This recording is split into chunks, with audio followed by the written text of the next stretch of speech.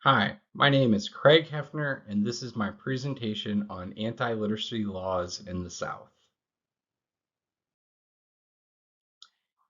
What were anti-literacy laws? Anti-literacy laws were laws passed that prohibited the education of African American slaves pre and post Civil War. While slaves were freed in 1865, some states did not abolish these laws until many years after. On this slide, you can see a clip of a northern newspaper about what would happen if you lived in certain states and found guilty of educating slaves. These laws were taken very seriously and had a lasting impact on our society. What was the purpose of anti-literacy laws in the South? The purpose of anti-literacy laws were to keep slaves oppressed and vulnerable to eliminate the possibility of a revolt. Slave owners felt that if slaves were educated, they would plan a revolution for their freedom, and that would mean trouble for the fields, farmlands, and homes they worked in for free. For slave owners, the threat of a loss of free labor and power of an entire group of people was at stake, and Southern states as a whole shared these thoughts.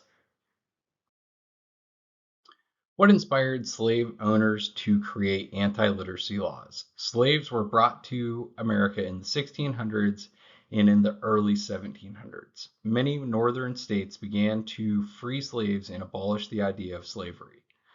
With these happenings, word started to go across state lines to the south.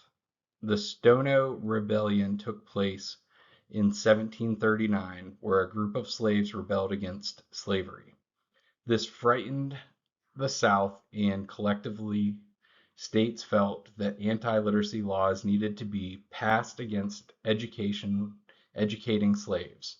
They felt the rebellion happened because the slaves were able to read about how the North was freeing slaves.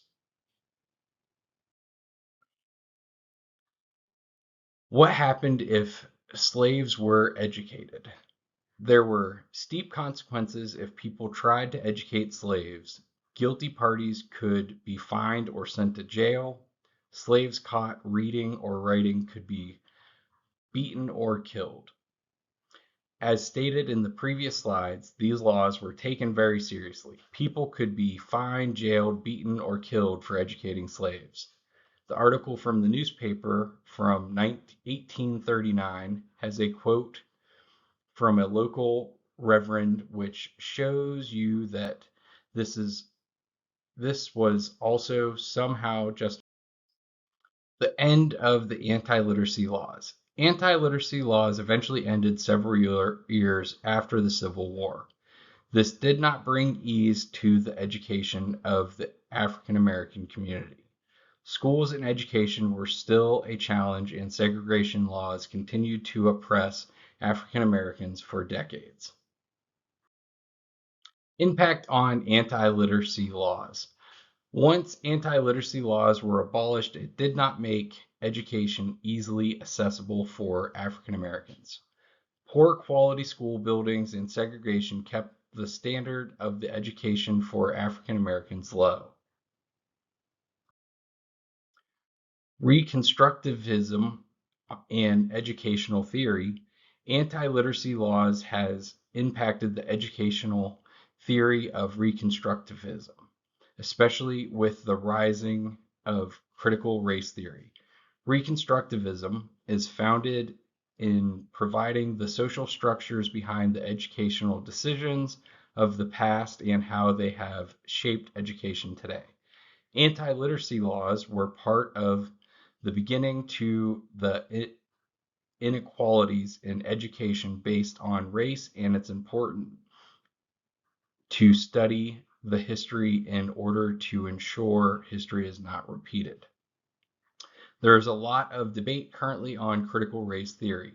However, the historical happenings that have led to the achievement gaps we still see today must be studied.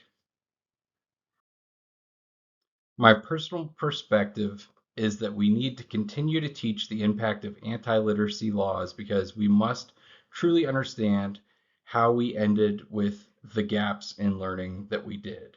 We also need to look at why certain states are closing the gaps more quickly than others, and what historical context can be taken away from those achievements in order for our entire society to move forward.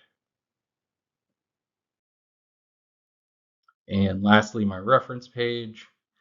Thank you.